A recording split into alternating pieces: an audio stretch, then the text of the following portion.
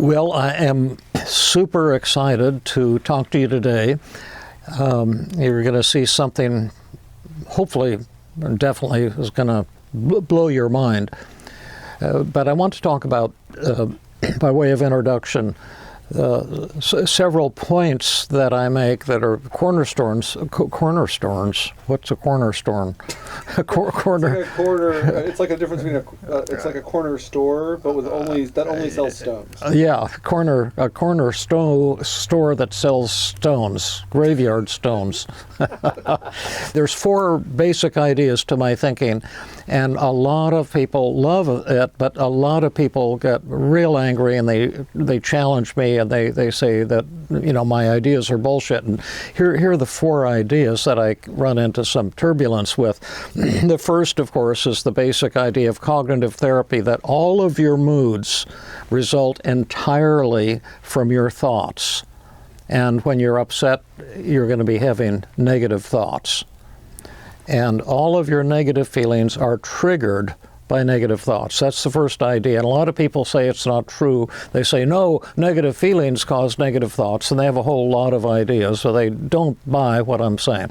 Now, here's the second idea, that the negative thoughts that cause depression, anxiety, and anger and other negative emotions will nearly always be distorted with, many thinking errors, that you're telling yourself things that aren't true, that depression and anxiety are the world's oldest cause. So that's the second thing that people don't buy into.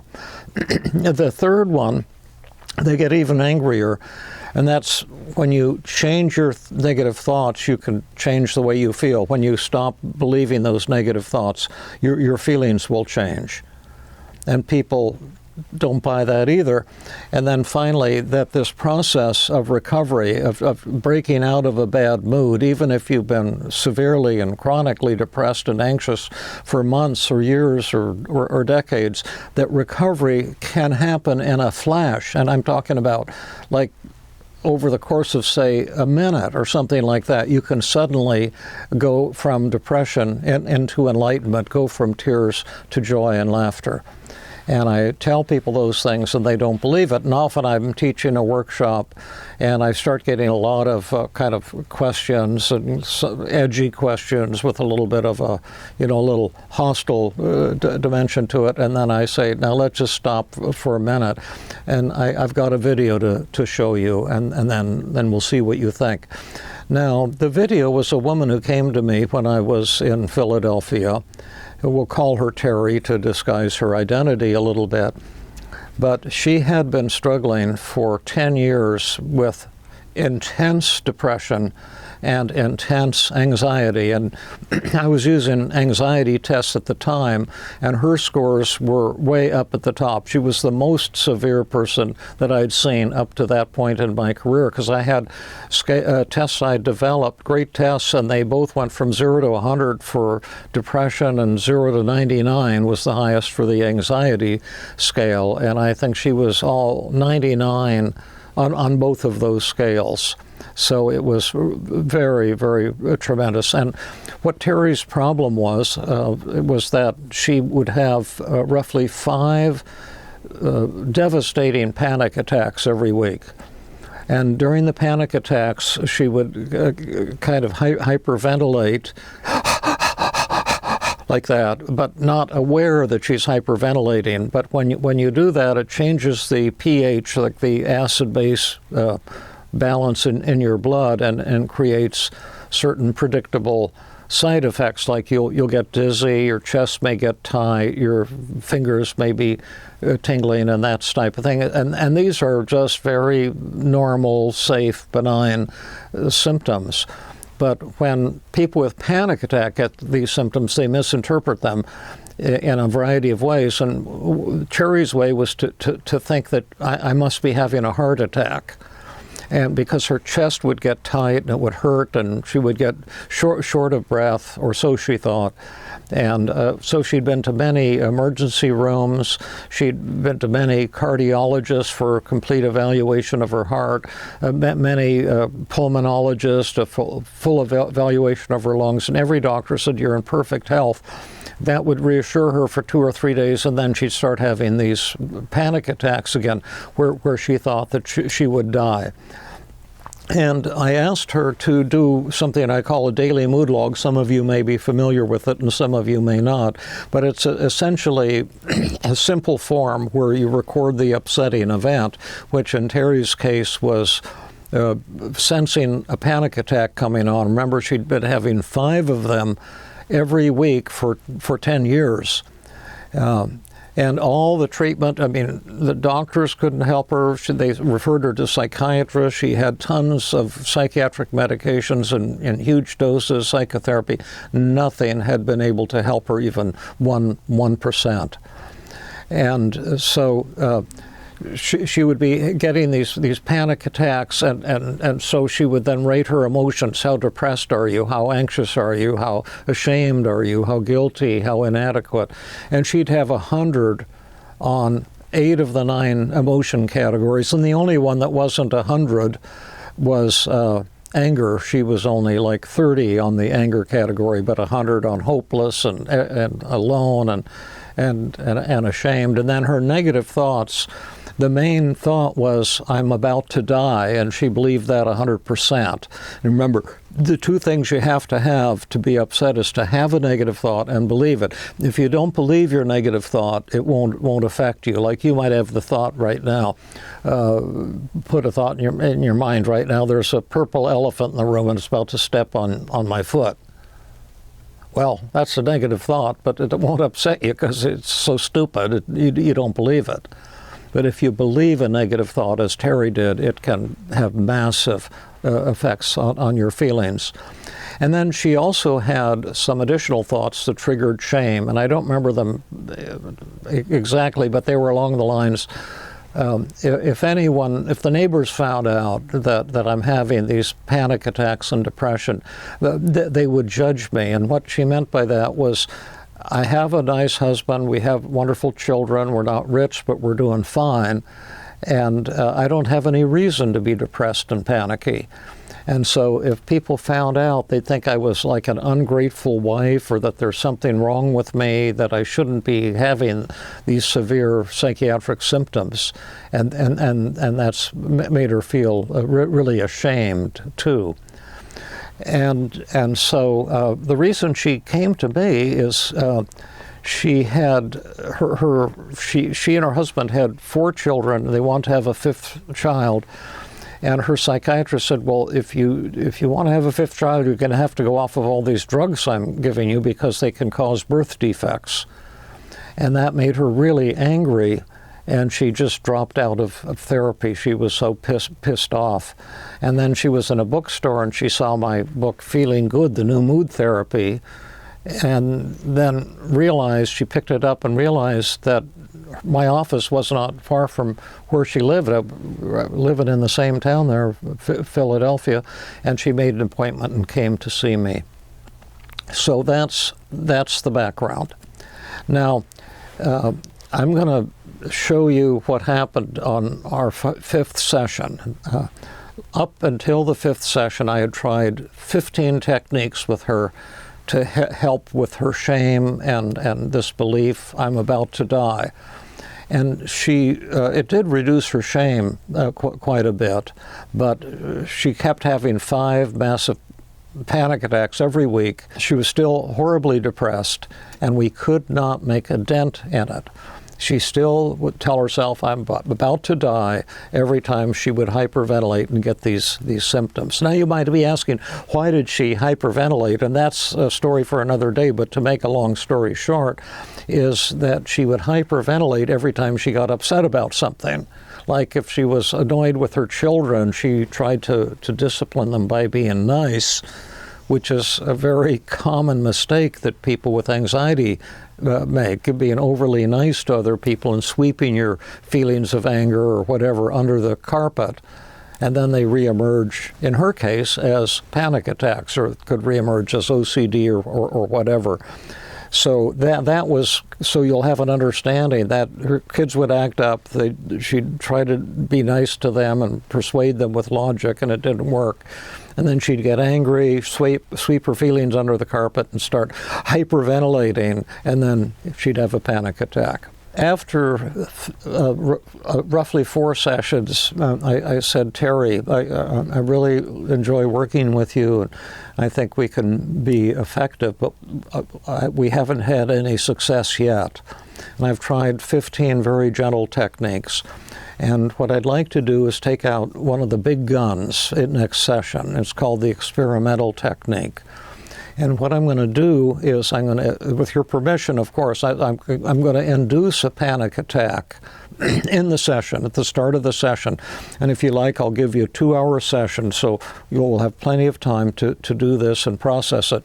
And then when you're at the height of a panic attack, we're going to do an experiment.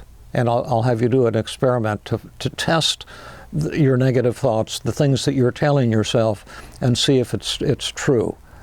And it's going to be terrifying for you to do this, but we might be able to get over this problem for once and for all. And she seemed all excited. Remember that she's this nice person, so she's going to tell me what I want to hear, and went home and canceled the next 2 therapy sessions.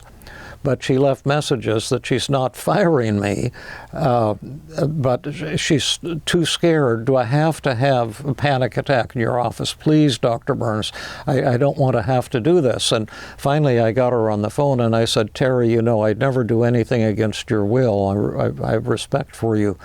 But I want to persuade you to do this if I can, because, you know, the other stuff we're doing isn't working. You've had 10 years of failed therapy. You've had massive amounts of psychiatric drugs, and nothing has helped you. And if you would just have one more panic attack in my office, you're having 5 every week anyway, and the emergency room is right down the hall from my office, which is here in the hospital. And I'm really hoping you'll agree. So she graciously agreed to it and came in. And in a second, I'm going to show you the video of what happened. Now, I have to warn you that the video is pretty raw. And so if you don't want to watch it, or you're afraid you might get triggered or something of that nature, be warned. Although I hope you do watch it, because this is a shocking video with a sudden, unexpected, happy ending. But it is raw, and so. What you're going to see is right after the start of the session, I'm just going to show you about 5.5 minute video of a highlight from the session. But she sat down, and I said, "Now, Terry, I want you to close your eyes and hyperventilate," because I knew then she'd get dizzy and her chest would get tight. So close your eyes, go. And then I said, keep your eyes closed, but when you start to get the symptoms, wiggle your finger like this, so I'll know you're getting the symptoms, and then I'm going to talk to you.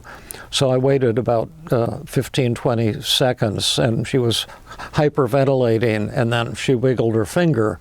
And I said, okay, Terry, now I'm that voice in your head that makes you anxious and panicky. And I want you to notice that your chest is getting tight and your chest hurts, and you're not getting enough oxygen into your lungs, and your lips are going to turn blue, and your fingernails are going to turn blue because of the lack of oxygen. And we're going to have to call for the paramedics, and they're coming with the ambulance. And can you see the red light swirling? And I could see her starting to get extremely panicky, and she was starting to sob. But I said, "No, they're trying to give you oxygen, and even that isn't working." And at that point, I'm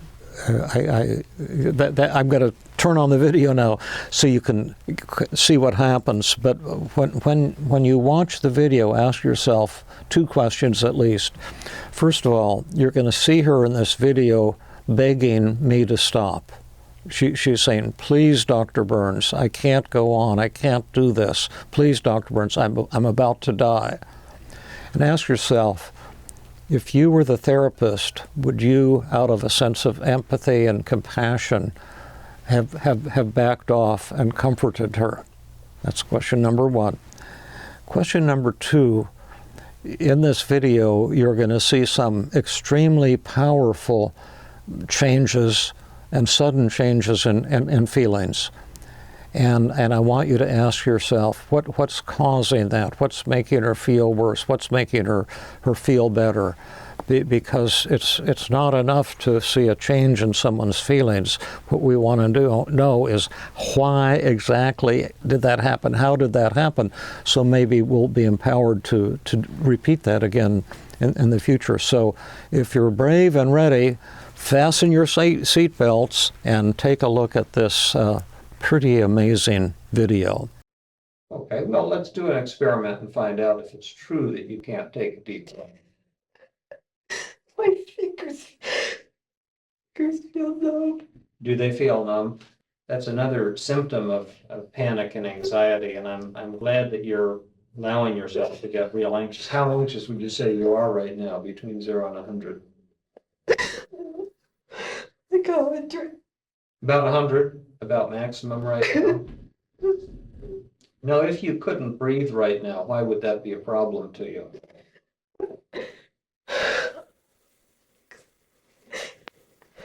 I feel like I'm gonna die. What would you die of? Too. Lack of oxygen? And my heart. My chest hurts. My chest hurts so bad. Mhm. And this always happens. Yeah. Now, what are some experiments that we could do to find out if your heart is working properly and if you're able to breathe properly right now? I don't want this anymore, please. Just Well, I'm going to ask you to bear with it so you can kind of put an end to this this fear that you have once and for all. Do you think the person who can't breathe would be able to exercise strenuously?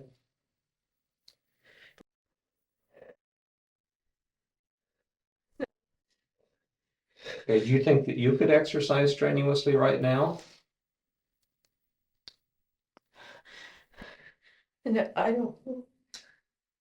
Why don't we find out what would be some strenuous exercise that you could do here in the office to find out whether or not you're breathing properly and your heart is working properly?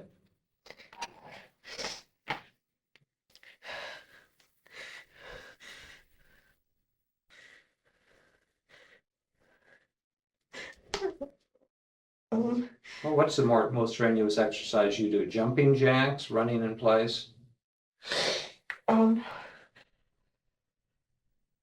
I don't know. I walk and I ride my bicycle. Yeah, but we can't do that in here unless you have a unicycle or something. Okay, good picture, but I don't think we have one here. What's some exercise you could do right here to test the belief that you can't breathe? How strongly do you believe right now that you can't breathe? It's getting less. How strongly did you believe it? Oh, like 100. Okay, well, how about just running in place? Would you be willing to do that? You ever do jumping jacks, running in place, push-ups? Not push-ups, yeah, push-ups, running in place, jumping jacks? I don't know. I'm afraid if I stand up, I'm gonna pass out or something. Okay, well, let's check that out. See if you can stand up and run in place.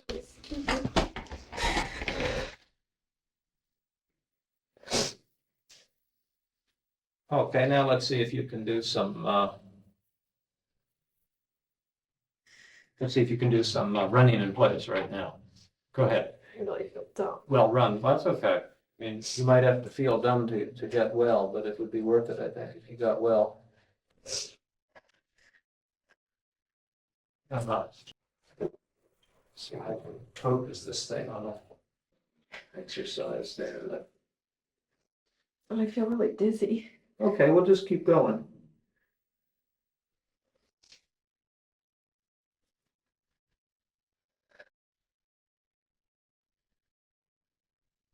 Now, how strongly do you believe that you can't breathe, if your heart isn't working?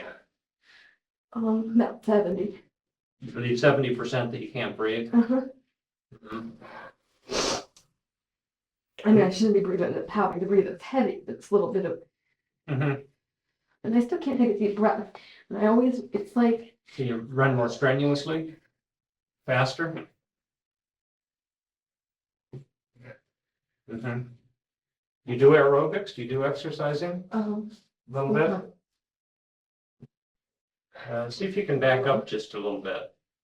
Sorry. There we go. My fingers still feel numb. Okay. How strongly do you believe that you can breathe right now? How strongly do you believe that you can't breathe? Let's see. I feel better, like 60 that I can. You believe 60% that you can or That I cannot? can. You can breathe. That I can't. Can't. can't. Okay, it's down to 60. How about some jumping jacks? I feel too dizzy. We'll try some jumping jacks anyway. Yeah, if I was dying, I couldn't. Well, could you do this if you were dying? This is what you see in emergency rooms, people with heart attacks doing jumping jacks. No. Well, keep doing the jumping jacks. I'm sure you'll pass out at any moment. My hands feel weird. Yeah. Oops. How strongly do you believe now that you can't breathe? About 50. 50, it's going down. Just keep up the boots. You've got to keep Jackson helping it down to 0. We're going to get a 0 out of you for no other reason than fatigue. I do. I feel a lot better. Okay, sit down right now then. So that's the Terry video. Now let's look at the questions I raised. What would you have done when she was begging you to stop if you'd been the shrink? And then what caused the profound mood change? Because she was sobbing at the start of that episode, and at the end she was doubled over with laughter. What caused that change? Well, let's look at the first question. How many of you, had you been the shrink and she was sobbing uncontrollably and begging you and saying, please, Dr. Burns, stop, how many of you would have stopped? Put your hands up. Yes, and I can see almost all of you would have backed off. And I say kudos to you. It shows what a great heart you have and how kind and compassionate you are. But if I had done that, it would have been a huge mistake, because she would have said, oh, Dr. Burns, my shrink is a medical doctor, and even he's afraid. And it would have been a horrible mistake, because it would have greatly intensified her belief that she was in danger.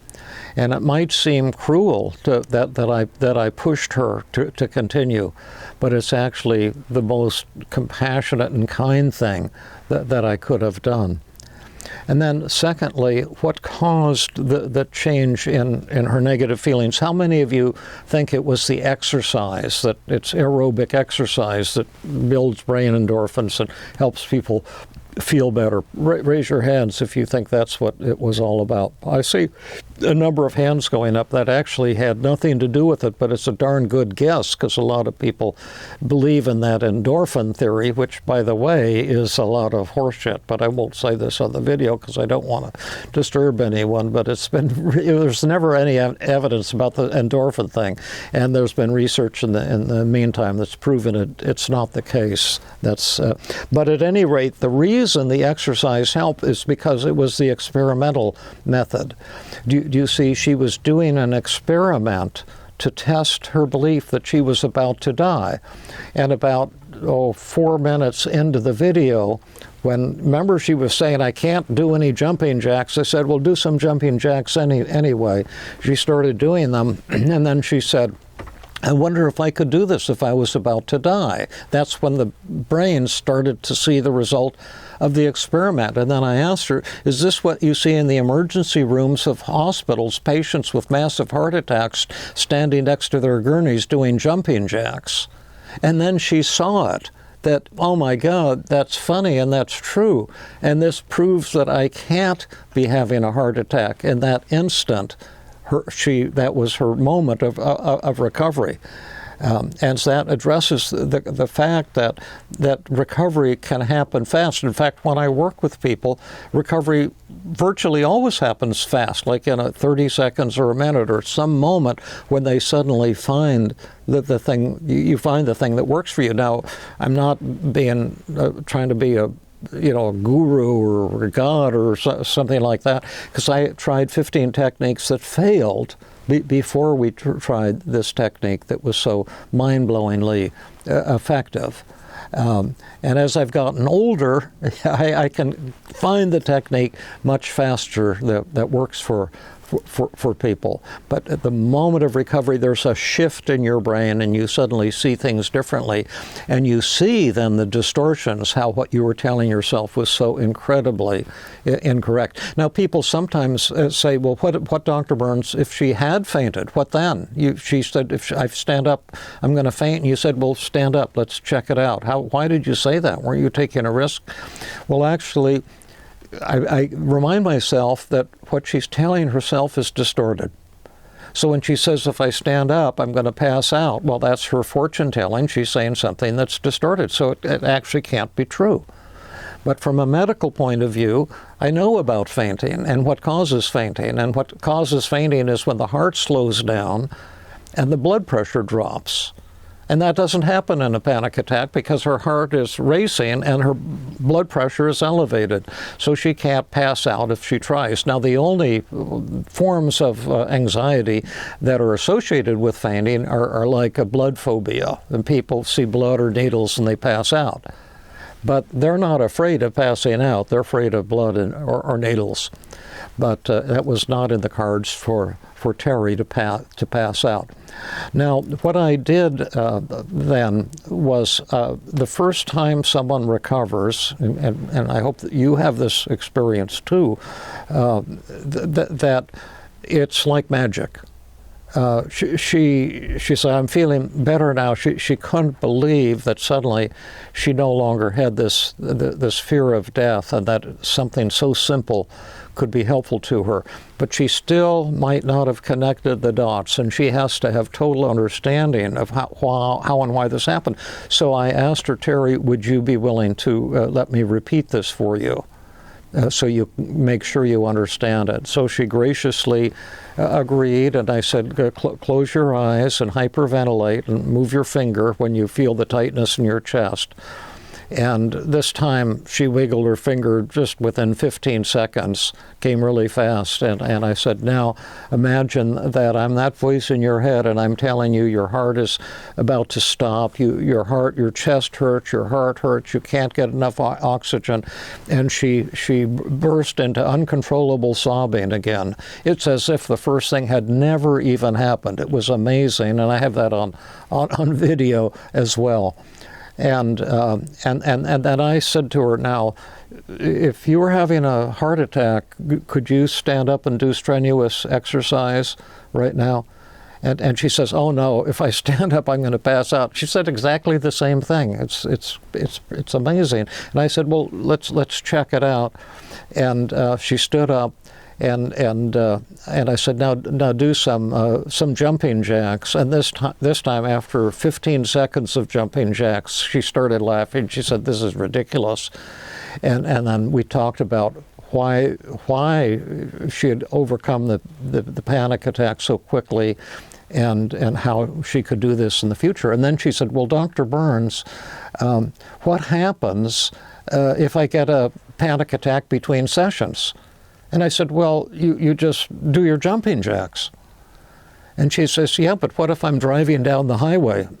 What am I supposed to do then? I said, just pull over by the side of the road and get out of your car and start doing jumping jacks. And then she says, oh, Dr. Burns, I couldn't possibly do that because people would think I was weird. The neighbors would find out, and then they would judge me and think I'm some kind of a mental case or a loony. So he says, oh, okay, Terry, let me make sure I understand what you're saying. What you're saying is that you couldn't possibly pull your car over to the side of the road and get out and doing jumping jacks because you're afraid that people would judge you for doing something weird in public. And she says, yes, Dr. Burns, I could never do something weird in public. And so what I did And this surprised her a little bit. I got up and opened the office door and walked into the middle of the waiting room. And she didn't know why, because the session was only half over. And but she looked, and she couldn't see the whole waiting room, but she could see that I was right in the middle of it. And I started doing jumping jacks, and I can't do it here because the camera won't catch it all. But I was doing, my jumping jacks and saying, "I'm a crazy man. I'm doing jumping jacks in my waiting room. People will think I'm a total weirdo. I am a total weirdo," like this. And then I went back in and sat in my chair and, closed the door and sat down in my chair. I said, "Terry, what do you think of that?" And she said, "Dr. Burns, if you've got the courage to make a total horse's ass of yourself in front of all of your patients, that gives me the courage to do what I've got to do to beat this thing. God bless you, Dr. Burns." Well, what she couldn't see was the waiting room was entirely empty at the time. But at any rate, she came back for her next session 2 weeks later, and I did not recognize her. I thought it was a new patient. She looked like the cover of Cosmopolitan magazine. She was just all dolled up and looking very, very different. And I don't mean to make a sexist comment, because this is for men and women or for anyone, but when we're down, our clothing, our appearance often looks down. And she was like beaming, like she was ready for a photo shoot or something like that. And she says, "Don't you know who I am, Dr. Burns?" I said, No. Are you a new patient?" She says, "Look at me. I'm Terry." And I said, "Oh, you're Terry. That's amazing." But she was on just a total high, and it was an incredible experience. And then people always ask me, "Well, did it last?" People always have to kind of put down something that's not familiar to your thinking, perhaps. And okay, you've proven, Dr. Burns, that people can recover quickly, but it doesn't do any good if it doesn't last. Well, that video was 1988, and that was 34 years from today, 34 years ago. And I've had to call her every year just to say hello and to find out, is it okay if I keep showing this video? Because remember, she'd been very ashamed and didn't want people to see this weirdness about her. And she's always told me, "Dr. Burns, I hope the entire United States sees this video. I'm so damn proud of it." And you can tell them that after my treatment with you, my husband and I went ahead and we had 2 more babies. I'd gotten become of all of the medications that she'd been on, and the children, she most recently said the kids are now grown. She'd become a novelist, and she'd written a couple of very successful novels. And she said just to tell everybody that she's still as happy as can be. And so thank you, Terry, for your gift of yourself to share this with the world. There's a lot of people out there struggling with panic attacks and all forms of anxiety and severe depression. And the severity of what you had, there's nobody could top that. And you may save a lot of lives, Terry, and inspire a lot of people to know that change is possible. Sometimes we have to try some things that don't work until we find the techniques that do, but change is possible. And the greatest experience in the world is when you pop out of uncontrollable sobbing and suddenly discover that your thoughts are totally distorted, that you've been fooling yourself. And the moment you change the way you think, you can change the way you feel. So that's it for today. This was a long video, and I appreciate your watching it and hope it was a good experience for you and worth the time you invested. I definitely appreciate you and look forward to the our next video encounter. So thank you, and bye-bye.